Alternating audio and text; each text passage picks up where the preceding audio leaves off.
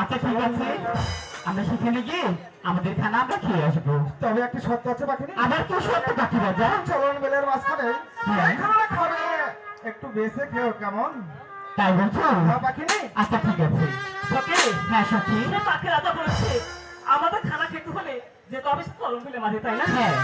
সখী, আমরা দেরি না করে এই মতো চলন মিলে মাঝে চলে যাবো। আচ্ছা ঠিক আছে চলো। চলন মিলে মাঝে গিয়ে আমাদের খানা আমরা খেয়ে আসবো। আচ্ছা ঠিক আছে সখী, তাই চলো।